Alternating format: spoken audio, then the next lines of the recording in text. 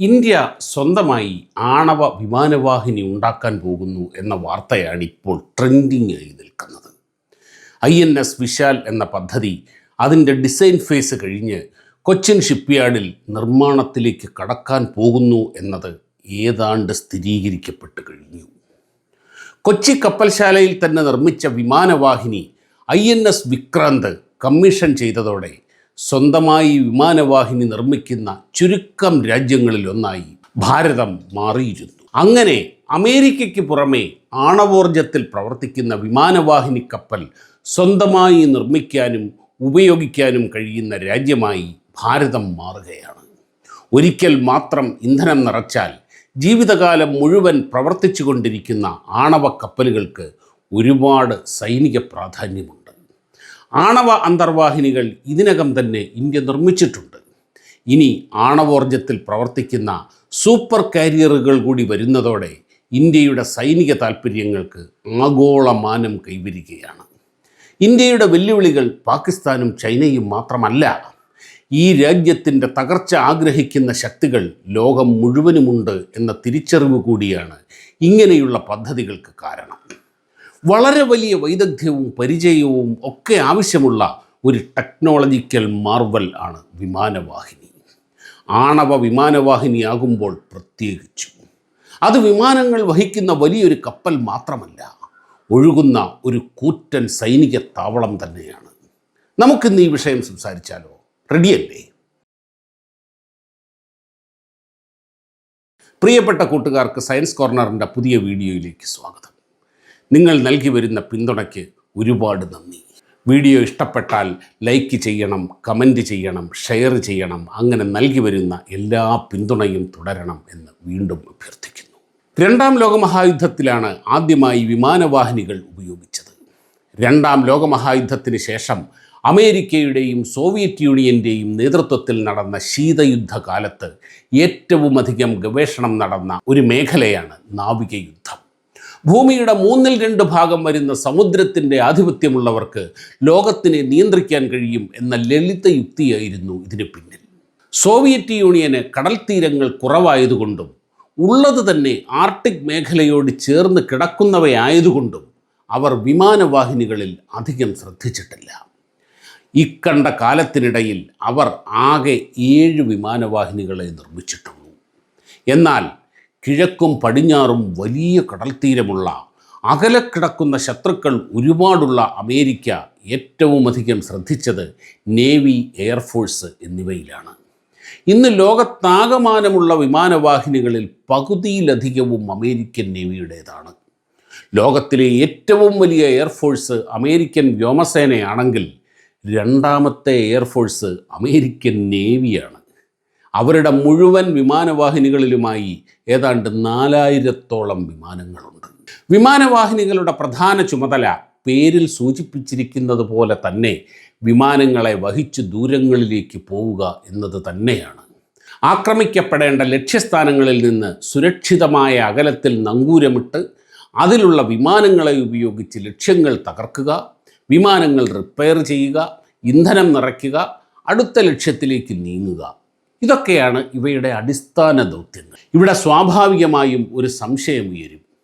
3000-4000 മീറ്ററൊക്കെ നീളമുള്ള വലിയ റൺവേയിലൂടെ അതിവേഗം നീങ്ങി ആവശ്യത്തിനുള്ള ത്രസ്റ്റ് ജനറേറ്റ് ചെയ്താണ് വിമാനങ്ങൾ പറന്നുയരുന്നത്. വിമാനങ്ങളുടെ വലിപ്പവും ഭാരവുമൊക്കെ അനുസരിച്ച് ഏറിയും കുറഞ്ഞുമൊക്കെ ഇരിക്കുമെങ്കിലും നീളമുള്ള റൺവേയാണ് വിമാനത്തിന് പറന്നുയരാൻ വേണ്ട ത്രസ്റ്റ് നൽകുന്നതും സുരക്ഷിതമായി ലാൻഡ് ചെയ്ത് നിൽക്കാനും സഹായിക്കുന്നത്. എന്നാൽ ഒരു വിമാനവാഹിനിയിൽ ആയിരക്കണക്കിന് മീറ്റർ നീളമുള്ള റൺവേ ഒന്നും നടക്കില്ല. ഏറ്റവും വലിയ വിമാനവാഹിനിയിൽ പോലുമുള്ള റൺവേക്ക് 350 മീറ്റർ മാത്രമാണ് നീളം. അപ്പോൾ എങ്ങനെ വിമാനങ്ങൾക്ക് സുരക്ഷിതമായി പറന്നുയരാനും പറന്നിറങ്ങാനും കഴിയും? അപാരമായ പൈലറ്റിംഗ് സ്കില്ലും ടെക്നോളജിയും ഒത്തുചേർന്ന മറ്റൊരു എഞ്ചിനീയറിംഗ് മാർവലാണിത്. നമുക്കാദ്യം ഒരു വിമാനവാഹിനിയിൽ എങ്ങനെയാണ് വിമാനം ലാൻഡ് ചെയ്യുന്നത് എന്ന് പറയാം. ടേക്ക് ഓഫ് ഇത്തിരി കൂടി കോംപ്ലിക്കേറ്റഡ് ആണ്. ലാൻഡ് ചെയ്യുന്ന വിമാനം എത്രയും പെട്ടെന്ന് നിർത്തുക എന്നതാണല്ലോ ഏറ്റവും പ്രധാനം. വിമാനത്തിന് അതിൻ്റേതായ സ്പീഡ് അറസ്റ്ററുകൾ ഉണ്ട്. പക്ഷേ അത് മാത്രമായാൽ പോരാ. ഒരു വിമാനവാഹിനിയിൽ ഈ സ്പീഡ് അറസ്റ്ററുകൾ മാത്രം ഉപയോഗിച്ചാൽ കപ്പലിൻ്റെ ഡെക്കിൽ നിന്ന് വിമാനം കടലിൽ മൂക്കും കുത്തി വീഴും. അതിന് മറ്റൊരു വിദ്യയുണ്ട്. അതാണ് ടെയിൽ ഹുക്ക് മെത്തേഡ്. പേരിൽ പറഞ്ഞിരിക്കുന്നത് പോലെ തന്നെ ലാൻഡിംഗ് സമയത്ത് വിമാനത്തിൻ്റെ വാലിൽ നിന്ന് താഴേക്ക് വരുന്ന ഒരു ഹുക്ക് കപ്പലിൻ്റെ ഡെക്കിൽ കുറുകെ കിട്ടിയിരിക്കുന്ന സ്റ്റീൽ റോപ്പുകളിൽ ഒന്നിൽ കുടുക്കി മണിക്കൂറിൽ 250-300 കിലോമീറ്റർ വേഗതയിൽ വന്നിറങ്ങുന്ന വിമാനത്തെ പിടിച്ചു നിർത്തുന്ന രീതിയാണിത്. 4 റോപ്പുകൾ ഇങ്ങനെ കിട്ടിയിട്ടുണ്ടാകും. അതിൽ ഏതെങ്കിലും റോപ്പിൽ ആ ഹുക്ക് കുടുങ്ങണം. വിമാനവാഹിനിയുടെ റൺവേ എന്നത് സാധാരണ റൺവേ പോലല്ല. കടലിൽ ഇങ്ങനെ തുള്ളിക്കളിച്ച് നിൽക്കുന്ന കപ്പലിൻ്റെ ചെറിയ റൺവേയിലെ റോപ്പുകളിലൊന്നിൽ വിമാനത്തിൻ്റെ പിന്നിലെ ഹുക്ക് കൊടുക്കുക എന്നത് വലിയ സ്കില്ലാണ്. അതുപോലെ പരിചയസമ്പന്നരായ പൈലറ്റുമാരെ മാത്രമേ നേവി വിമാനങ്ങൾ പറത്താൻ ഉപയോഗിക്കുകയുള്ളൂ. ഈ സ്റ്റീൽ റോപ്പ് അത്ര നിസ്സാരനല്ല. വളരെ കരുത്തേറിയ, ഭാരം കുറഞ്ഞ, ഫ്ലെക്സിബിളായ സ്റ്റീലാണ് ഇത് നിർമ്മിക്കാൻ ഉപയോഗിക്കുന്നത്. ലോകത്തിൽ തന്നെ വളരെ കുറച്ച് എയ്റോസ്പേസ് കമ്പനികൾ മാത്രമേ ഈ റോപ്പ് നിർമ്മിക്കുന്നുള്ളൂ. $15 ലക്ഷം അഥവാ 12 കോടി രൂപയോളമാണ് ഒരു റോപ്പിൻ്റെ വില. ഇനി എങ്ങനെയാണ് വിമാനവാഹിനിയിൽ വിമാനം ടേക്ക് ഓഫ് ചെയ്യുന്നത് എന്ന് നോക്കാം. സാധാരണഗതിയിൽ എങ്ങനെയാണ് വിമാനം ടേക്ക് ഓഫ് ചെയ്യുന്നതെന്ന് നമുക്കറിയാം. വിമാനം വലിയ വേഗതയിൽ റൺവേയിലൂടെ പായുമ്പോൾ ഒരു ഘട്ടമെത്തുമ്പോൾ അതിൻ്റെ ചിറകുകൾക്ക് താഴെ വലിയ മർദ്ദം രൂപപ്പെടും. അങ്ങനെ ചിറകുകൾക്ക് താഴെ വലിയ പ്രഷറും മുകളിൽ പ്രഷർ കുറവുമാകുമ്പോൾ ആ ഡിഫറൻസ് കാരണം ചിറകുകളിൽ വിമാനത്തെ ഉയർത്താൻ ആവശ്യമായ ലിഫ്റ്റ് അനുഭവപ്പെടും. ഈ സമയം അതിൻ്റെ വിങ് ഫ്ലാപ്പുകൾ താഴ്ത്തി പൈലറ്റ് വിമാനത്തെ വായുവിലേക്ക് ഉയർത്തും. ഈ ലിഫ്റ്റ് ലഭിക്കണമെങ്കിൽ ഒരു 1.5 കിലോമീറ്ററെങ്കിലും റൺവേയിലൂടെ പായണം. എന്നാൽ വിമാനവാഹിനിയുടെ റൺവേക്ക് ഇതിൻ്റെ 1/3 പോലും നീളമില്ല. അപ്പോഴെന്താണ് ചെയ്യുക? അതിന് 3 മാർഗങ്ങളുണ്ട്. അതിൽ ഏറ്റവും ലളിതവും ഏറ്റവും അധികം വിമാനവാഹിനികളിൽ ഉപയോഗിക്കുന്നതുമായ മെത്തേഡാണ് സ്റ്റോബാർ.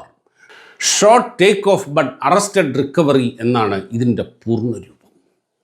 ഇങ്ങനെയുള്ള വിമാനവാഹിനികളുടെ ഡെക്കിൻ്റെ മുൻവശം മുകളിലേക്ക് ഇങ്ങനെ കുറച്ചുയർന്നിരിക്കും. ഈ സ്ലോപ്പിലേക്ക് വേഗത്തിൽ വിമാനം ഓടിയെത്തുമ്പോൾ ആ ചെരിവ് കാരണം ചിറകിനടിയിൽ കൂടുതൽ പ്രഷർ ഉണ്ടാവുകയും ആ വേഗതയിൽ സ്ലോപ്പിൽ നിന്ന് കുതിക്കുകയും ചെയ്യുമ്പോൾ പറന്നുയരാൻ ആവശ്യമായ ലിഫ്റ്റ് ലഭിക്കുകയും ചെയ്യും. സർക്കസിൽ ജീപ്പ് ജമ്പിങ് കണ്ടിട്ടില്ലേ? അതുപോലെ വളരെ വലിയ വേഗതയിൽ ഓടി വന്ന് ആ സ്ലോപ്പിലേക്ക് കയറുന്ന ജീപ്പിന് ലഭിക്കുന്ന ഒരു മൊമെൻ്റമുണ്ട്. അതുപയോഗിച്ച് അത് അടുത്ത സ്ലോപ്പിലേക്ക് ജമ്പ് ചെയ്യും. ഈ രീതി വളരെ ലളിതമാണ്. പൈലറ്റിൻ്റെ സ്കിൽ മാത്രമാണ് ഇവിടെ പ്രധാന ഘടകം. നമ്മുടെ വിക്രാന്ത്, വിക്രമാദിത്യ അടക്കം ലോകത്തിലെ ധാരാളം വിമാനവാഹിനികൾ ഈ മെത്തേഡാണ് ഉപയോഗിക്കുന്നത്. പക്ഷേ ഈ രീതിക്ക് വലിയൊരു പോരായ്മയുണ്ട്. സ്റ്റോബാർ രീതിയിൽ വിമാനത്തിന് അതിൻ്റെ പൂർണ്ണശേഷി ഉപയോഗിക്കാൻ കഴിയില്ല. വിമാനത്തിൻ്റെ ഭാരം പരമാവധി കുറഞ്ഞിരിക്കണം. അപ്പോൾ കപ്പാസിറ്റിയുടെ പകുതി ഇന്ധനം മാത്രമേ നിറയ്ക്കാൻ കഴിയൂ.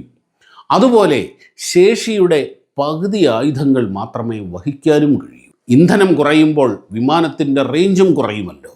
അപ്പോൾ തീരത്തിനോട് കൂടുതൽ അടുത്ത് ശത്രുവിൻ്റെ സമീപം നങ്കൂരമിടേണ്ടി വരും. വിമാനം കൂടുതൽ പ്രാവശ്യം പറക്കേണ്ടി വരും. ഈ പ്രശ്നം ഓവർകം ചെയ്യാനാണ് കാറ്റോബാർ ടെക്നോളജി ഉപയോഗിക്കുന്നത്. Catapult assisted take off but arrested recovery എന്നാണ് ഇതിൻ്റെ പൂർണ്ണരൂപം. ഇതിലെ കാറ്റപ്പുൾട്ട് എന്ന പദം ശ്രദ്ധിച്ചോ? കാറ്റപ്പുൾട്ട് എന്നാൽ കവിണ അഥവാ തെറ്റാലി. ഒരു തെറ്റാലിയിൽ നിന്ന് എങ്ങനെയാണ് കല്ല് തുടുക്കുന്നത്? റബ്ബർ ബാൻഡിൽ ഇങ്ങനെ വലിച്ചു പിടിച്ച് അത് നൽകുന്ന വലിയ ഫോഴ്സിലാണ് കല്ല് തെറിച്ചു പോകുന്നത്. അതേപോലെ റൺവേയിലുള്ള ഒരു ഹുക്കിൽ വിമാനത്തിൻ്റെ മുൻ ഗിയർ ഘടിപ്പിച്ച് ആ ഹുക്ക് വളരെ വലിയ ഫോഴ്സിൽ തെറ്റാലിയിൽ എന്ന പോലെ തെറിപ്പിക്കുന്നു. വിമാനത്തിൻ്റെ എഞ്ചിൻ നൽകുന്ന ഫോഴ്സും ഈ കാറ്റപ്പുൾട്ട് നൽകുന്ന ബലവും ചേർന്ന് ഒരു ഫ്രാക്ഷൻ ഓഫ് എ സെക്കൻഡിൽ വിമാനത്തിന് ആവശ്യമായ ത്രസ്റ്റ് ലഭിക്കുകയും പറന്നുയരുകയും ചെയ്യും. അപ്പോൾ സ്റ്റോബാർ മെത്തേഡിലുള്ള പോരായ്മകൾ ഉണ്ടാവുകയില്ല. വിമാനത്തിന് അതിൻ്റെ പൂർണ്ണമായ ശേഷിയിൽ മുഴുവൻ ഇന്ധനവും നിറച്ച് മുഴുവൻ ആയുധങ്ങളുമായി ദൂരെയുള്ള ലക്ഷ്യങ്ങളിലേക്ക് പറക്കാൻ കഴിയും. പക്ഷേ ഈ ടെക്നോളജി വളരെ സങ്കീർണമാണ്. ഈ കാറ്റപ്പൽറ്റ് ഹുക്കിന് ഒരു വിമാനത്തെ ഇത്ര വലിയ വേഗതയിൽ തെറിപ്പിക്കണമെങ്കിൽ എത്ര വലിയ എനർജി ആവശ്യമുണ്ടാകും എന്ന് ആലോചിച്ച് നോക്കൂ. ഉയർന്ന പ്രഷറിലുള്ള നീരാവി, സ്റ്റീമാണ് ഇതിന് ഉപയോഗിക്കുന്നത്. ഈ കപ്പലുകളിൽ നിന്ന് ടേക്ക് ഓഫ് കഴിയുമ്പോൾ അതിൻ്റെ ട്രാക്കിലുടനീളം പുക ഉയരുന്നത് കാണാം. ഇത് പുകയല്ല, ആ ഹുക്കിനെ ചലിപ്പിക്കുന്ന നീരാവിയാണ്. സാധാരണ ബോയിലറുകളും കംപ്രസറും ഒന്നും വെച്ച് ഈ ഹൈ പ്രഷർ സ്റ്റീം ഉണ്ടാക്കാൻ കഴിയില്ല. ആണവ റിയാക്ടറുകൾ ഉപയോഗിച്ചു മാത്രമേ ഇത്ര ഹൈ പ്രഷറിലുള്ള സ്റ്റീം ഉണ്ടാക്കാൻ കഴിയൂ. അതായത് കൂട്ടുകാരെ, ആണവ ശക്തിയിൽ പ്രവർത്തിക്കുന്ന ഒരു കപ്പലിൽ മാത്രമേ കാറ്റോബാർ ടെക്നോളജി നടക്കുകയുള്ളൂ. അമേരിക്കയുടെ നിമിറ്റ്സ് ക്ലാസ്സിലുള്ള 10 സൂപ്പർ കാരിയറുകൾ ആണവ ഇന്ധനത്തിൽ പ്രവർത്തിക്കുന്നവയാണ്. ഇപ്പോൾ ഫ്രാൻസിനും ഒരെണ്ണം ഉണ്ട് എന്ന് കേൾക്കുന്നു. ഇതിനും മുകളിലുള്ള ടെക്നോളജിയാണ് EMALS, electro magnetic aircraft launch system എന്നാണ് ഇതിൻ്റെ പൂർണ്ണരൂപം. കാറ്റോബാർ ടെക്നോളജിയിൽ ഹുക്കിനെ ചലിപ്പിക്കുന്നത് സ്റ്റീം ഉപയോഗിച്ചാണെങ്കിൽ ഇമാൽസിൽ ഇലക്ട്രോ മാഗ്നറ്റിക് ഇൻഡക്ഷൻ ഉപയോഗിച്ചാണ് അത് ചെയ്യുന്നത്. വൈദ്യുതി കൊടുക്കുമ്പോൾ എങ്ങനെയാണ് ഒരു മോട്ടോർ കറങ്ങുന്നത്?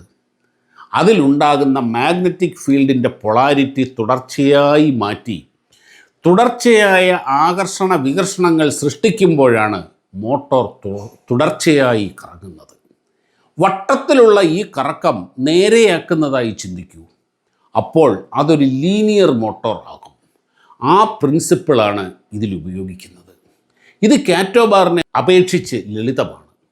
ഉയർന്ന പ്രഷറിലുള്ള സ്റ്റീം ഉപയോഗിക്കുമ്പോഴുള്ള പ്രശ്നങ്ങളും വമ്പൻ യന്ത്ര സംവിധാനങ്ങളും ഒന്നും ആവശ്യമില്ല. എങ്കിലും ഒരു വിമാനത്തിനെ തൂക്കി എറിയാൻ വേണ്ട ഉയർന്ന വൈദ്യുതിയും മറ്റും വേണം. അമേരിക്കയുടെ ജെറാൾഡ് ആർ ഫോർഡ് എന്ന 2017 ഇറങ്ങിയ കൂറ്റൻ വിമാനവാഹിനിയിൽ മാത്രമാണ് നിലവിൽ ഇമാൽസ് ഉപയോഗിക്കുന്നത്. ഇവിടെ നിന്നും കഴിയുന്നില്ല ഒരു വിമാനവാഹിനിയുടെ സങ്കീർണതകൾ. കൊച്ചിയിൽ നിർമ്മിച്ച വിക്രാന്തിൽ ഉപയോഗിച്ച കേബിളുകളുടെ നീളം 2500 കിലോമീറ്ററാണ്. അതിലെ ജനറേറ്റർ കൊണ്ട് കൊച്ചി നഗരത്തിന് മുഴുവൻ ആവശ്യമായ വൈദ്യുതി ഉണ്ടാക്കാം. ഏതാണ്ട് 2500 നാവികരാണ് ഈ വിക്രാന്തിലുള്ളത്. ഓഫീസർമാരും സാധാരണ നാവികരും ടെക്നീഷ്യൻസും എല്ലാം അടക്കം. ഇത്രയും ആൾക്കാർക്ക് അവിടെ സുഖമായി മാസങ്ങളോളം ഭക്ഷണം കഴിച്ച് ഉണ്ടുറങ്ങി കഴിയാൻ വേണ്ട മുഴുവൻ സംവിധാനങ്ങളും ഈ വിമാനവാഹിനിയിലുണ്ട്. അതായത് ഈ ഒരു വിമാനവാഹിനി എന്ന് പറഞ്ഞാൽ ഒരു വലിയ കപ്പൽ എന്നതിനേക്കാൾ ഉപരി ഒരു വലിയ പടുകൂറ്റൻ സിറ്റിയോ സൈനിക താവളമോ ഒക്കെയായിട്ട് വേണം അതിനെ കണക്കാക്കാൻ. ആണവ കപ്പലുകളിൽ ഉള്ളത് പ്രത്യേകമായി നിർമ്മിച്ച ചെറിയ റിയാക്ടറുകളാണ്. സാധാരണ ആണവ റിയാക്ടറുകളിൽ ഉപയോഗിക്കുന്നത് 4-5% സമ്പുഷ്ടീകരിച്ച അഥവാ എൻറിച്ച് ചെയ്ത യുറേനിയം ആണെങ്കിൽ കപ്പലുകളിലും അന്തർവാഹിനികളിലും ഉള്ള റിയാക്ടറുകളിൽ 20% എൻറിച്ച് ചെയ്ത യുറേനിയമാണ് ഉപയോഗിക്കുന്നത്. കൂടുതൽ എൻറിച്ച് ചെയ്ത യുറേനിയം ഉപയോഗിച്ചാൽ റിയാക്ടറിൻ്റെ വലിപ്പം കുറയ്ക്കാൻ കഴിയും. അതുകൊണ്ടാണ് കപ്പലുകളിലെ യുറേനിയം ഇന്ധനം ഇത്രയും സമ്പുഷ്ടീകരിക്കുന്നത്. ഈ ഇന്ധനം കപ്പലിൻ്റെ നിർമ്മാണ വേളയിൽ തന്നെ അതിൽ നിറയ്ക്കും. പിന്നെ ഒരു 20-25 വർഷത്തേക്ക് കപ്പലിൽ ഇന്ധനം നിറയ്ക്കേണ്ട ആവശ്യമേയില്ല. അതുകൊണ്ട് തന്നെ ഇന്ധനം നിറയ്ക്കാൻ വേണ്ടി ഇടയ്ക്കിടയ്ക്ക് കരയ്ക്കെടുക്കേണ്ട കാര്യവുമില്ല. പക്ഷേ ഡീസൽ എഞ്ചിൻ ഉപയോഗിക്കുന്ന കപ്പലുകളേക്കാൾ ഒരുപാട് സാങ്കേതിക സങ്കീർണതകൾ ന്യൂക്ലിയർ കപ്പലുകൾക്കുണ്ട്. വലിയ ചെലവുമുണ്ട്. ഒരു വിമാനവാഹിനി എന്നാൽ ഒരു കപ്പൽ മാത്രമുള്ള സംവിധാനമല്ല. അനേകം അകമ്പടി കപ്പലുകളും താഴെ അന്തർവാഹിനികളും മുകളിൽ പറക്കുന്ന ഹെലികോപ്റ്ററുകളും ഒക്കെയായി ഒരു ജലരാജാവിനെ പോലെയാണ് ഓരോ വിമാനവാഹിനിയും സഞ്ചരിക്കുന്നത്. ഒക്കെ ശരി, ഒരു സൂപ്പർ കരിയറിന് എന്ത് വിലയുണ്ടാകും? $10 ബില്യൺ അഥവാ 84,000 കോടിയോളം രൂപ. കണ്ണു തള്ളിയോ? ഇന്ത്യക്ക് ഇപ്പോഴുള്ളത് സ്റ്റോബാർ ടെക്നിക് ഉപയോഗിക്കുന്ന 2 വിമാനവാഹിനികളാണ്, വിക്രമാദിത്യ, വിക്രാന്ത്. ഇതിൽ വിക്രമാദിത്യ റഷ്യയിൽ നിന്ന് വാങ്ങി പുതുക്കിപ്പണിഞ്ഞതാണ്. വിക്രാന്ത് പൂർണ്ണമായും ഇന്ത്യയിൽ നിർമ്മിച്ചതും. INS വിശാൽ ആണ് ഇനി കൊച്ചി കപ്പൽശാലയിൽ നിർമ്മിക്കാൻ പോകുന്നത്. ഇത് ഇമാൽസ് ടെക്നോളജിയുള്ള ആണവ ഇന്ധനത്തിൽ പ്രവർത്തിക്കുന്ന ഒരു സൂപ്പർ കാരിയർ ആയിട്ടാണ് ഡിസൈൻ ചെയ്തിരിക്കുന്നത്. അങ്ങനെ ആണവ വിമാനവാഹി നിർമ്മിക്കുന്ന രണ്ടാമത്തെ രാജ്യമായി ഭാരതം മാറുകയാണ്. ഇതൊരു വലിയ നാഴികക്കല്ലാണ്. ഇന്ത്യയിൽ തന്നെ നിർമ്മിക്കുന്നത് കൊണ്ട് അമേരിക്കൻ സൂപ്പർ കാരിയറുകളുടെ 1/3 ചെലവിൽ നമുക്ക് നിർമ്മിക്കാൻ കഴിയും. ഇന്ത്യക്ക് എന്തിനാണ് ഇപ്പോഴൊരു സൂപ്പർ കാരിയർ എന്ന് സംശയം തോന്നുന്നുണ്ടാകുമല്ലേ? ഇപ്പോൾ നിർമ്മാണം തുടങ്ങുന്ന വിശാൽ കടലിൽ ഇറങ്ങാൻ 10 വർഷമെങ്കിലും എടുക്കും. അന്നത്തെ സുരക്ഷാ പരിഗണനകൾ ഇന്നത്തേതിലും വളരെ വലുതായിരിക്കും. 2047 ഒരു സമ്പൂർണ്ണ വികസിത രാജ്യമാകാൻ പോകുന്ന ഭാരതത്തിന് പതിറ്റാണ്ടുകൾ മുൻകൂട്ടി കണ്ടുകൊണ്ടുള്ള ഡിഫൻസ് പോളിസിയും അതിനനുസരിച്ചുള്ള തീരുമാനങ്ങളും ആവശ്യമുണ്ട്. അതുകൊണ്ടാണ് ഇപ്പോൾ ഒരു സൂപ്പർ കാരിയർ വേണമെന്ന തീരുമാനമെടുക്കുന്നത്. അങ്ങനെ ഇന്ത്യയും ഒരു സൂപ്പർ കാരിയർ സ്വന്തമാക്കാൻ ഒരുങ്ങുന്നു. നമുക്ക് അഭിമാനിക്കാം. വീഡിയോ കണ്ട എല്ലാ സുഹൃത്തുക്കൾക്കും ഒരുപാട് നന്ദി. മറ്റൊരു വീഡിയോയുമായി കാണുന്നതുവരെ എല്ലാവർക്കും നമസ്കാരം.